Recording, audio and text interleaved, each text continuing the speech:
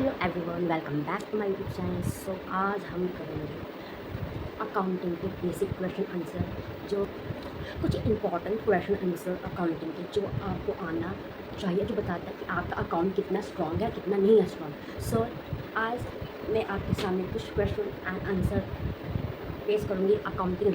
Start first question. तो first question होता है गोल्डन रूल, अकाउंटिंग के गोल्डन रूल। गोल्डन रूल क्या होता है? फर्स्ट गोल्डन रूल मैंने पता होना चाहिए। अकाउंटिंग में 3 अकाउंट होते हैं, personal, real and nominal. 3 account होते हैं। तो फर्स्ट हमारा आता है पर्सनल अकाउंट। पर्सनल अकाउंट का रूल क्या है? Debit the receiver, credit the giver. Second real account आता है। रियल अकाउंट का क्या है रूल? रियल अकाउंट का रूल है debit what comes in, credit what goes out. Now third account आता है नॉमिनल अकाउंट। तो नॉमिनल अकाउंट का रूल है debit all the expenses and losses and credit all the income and gain. तो ये था फर्स्ट क्वेश्चन। सेकंड क्वेश्चन था हमें पता था गोल्ड रूल। ना हमको ये था हमारा ट्रेडिशनल अप्रोच था, जिसको बोलते हैं अब न्यू मॉडर्न अप्रोच आया है, तो हमको मॉडर्न रूल भी पढ़ना पड़ेगा। तो मॉडर्न रूल में हमने इसको क्लासीफाई किया है 6 कैटेगरी में। First asset, liabilities, capital, drawing, expense, revenue. जो एसेट है, एसेट का हमेशा होता है डेबिट बैलेंस, लाइबिलिटी का हमेशा होता है क्रेडिट बैलेंस, कैपिटल का हमेशा होता है क्रेडिट बैलेंस एंड ड्राइंग का हमेशा होता है डेबिट बैलेंस, एक्सपेंस का हमेशा होता है डेबिट बैलेंस एंड रेवेन्यू का हमेशा होता है क्रेडिट बैलेंस। जितने भी डेबिट एंड क्रेडिट है उसको मैं कैटेगरी में डिवाइड कर देती हूँ। एसेट, एक्सपेंस एंड ड्राइंग, इनका होता है डेबिट बैलेंस। इनको जब भी इंक्रीज होना होगा तो होंगे डेबिट, इनको जब भी डिक्रीज होना होगा तो होंगे credit. Other side liabilities, income and capital, इनको होता है क्रेडिट बैलेंस। इनको इंक्रीज होना है तो ये होंगे क्रेडिट, और इनको डिक्रीज होना है तो ये होंगे डेबिट। तो हमने ट्रेडिशनल अप्रोच गोल्डन रूल भी पढ़ लिया एंड मॉडर्न अप्रोच भी पढ़ लिया। नाउ हमारा सेकंड क्वेश्चन है कि फाइनल अकाउंट क्या होता है। तो फाइनल अकाउंट क्या होता है? तो फाइनल अकाउंट होता है जो हम ईयर के एंड में बनाते हैं, जब हमारा पूरा अकाउंटिंग, जब हमारा 31 मार्च आता है, जब हमारा पूरा साल ख़त्म हो जाता है। हमको आप सबको पता है फाइनेंशियल ईयर स्टार्ट होता है 1 अप्रैल से एंड एंड होता है 31 मार्च को।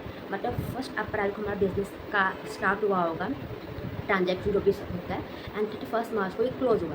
तो 31 मार्च को हम फाइनल अकाउंट बनाते हैं पता करने के लिए हमारा कितना प्रॉफिट हुआ है, कितना लॉस हुआ है। प्रॉफिट लॉस पता करने के लिए हम एट दी एंड हम बनाते हैं PL, profit and loss account. इसके एंड पीएल बनाते हैं पता करने के प्रॉफिट लॉस, एंड उसके ईयर एंड में हम बनाते हैं बैलेंस शीट, जो बताता है हमें बिजनेस में कितने एसेट है, कितने लाइबिलिटीज़ है। सो फाइनल अकाउंट में हमें 3 चीज़ें आती हैं। ट्रेडिंग अकाउंट जो बताता है gross profit and loss, profit and loss जो बताता है हमें नेट प्रॉफिट लॉस, एंड में आता है बैलेंस शीट जो बताता है बिजनेस में कितने एसेट है, कितनी लाइबिलिटी, बिजनेस का फाइनेंशियल पोजीशन कैसा है। तो ये तो हमारा फाइनेंशियल अकाउंट क्या होता है, उसके कितने निकल जाए।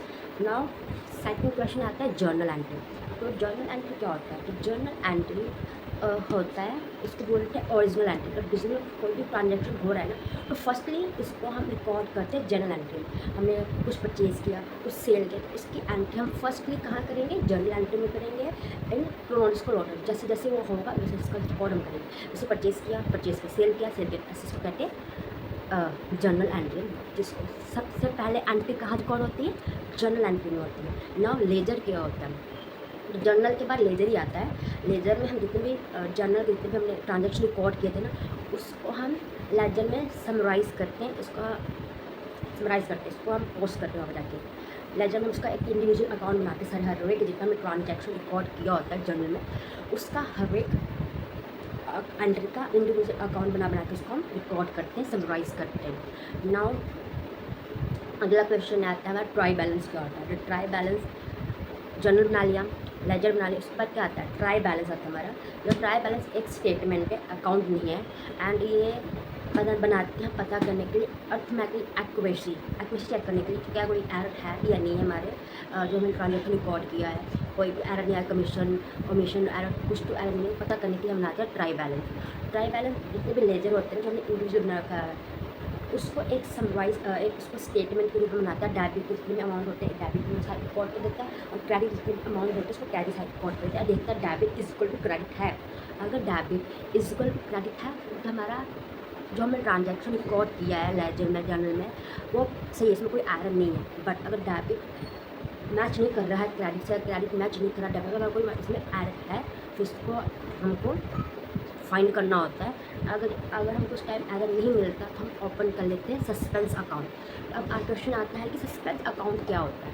तो सस्पेंस अकाउंट एक टेम्प्रेरी अकाउंट होता है जो हम उस टाइम ओपन करते हैं, क्रिएट करते हैं जब हमको पता है, हमको पता है इसमें कोई एरर, हमको पता नहीं चल रहा ये एरर क्या से आया किसी ने, उस टाइम हम सस्पेंस अकाउंट ओपन कर लेते हैं एरर को ख़त्म करने के लिए। जब हम बाद में को पता चलता है कि ये इस टाइप का एरर था तो सस्पेंस अकाउंट को काट के हटा के उस अकाउंट का नाम लिख देते जो हमको जिस कारण वो एरर आया था। तो ये था हमारा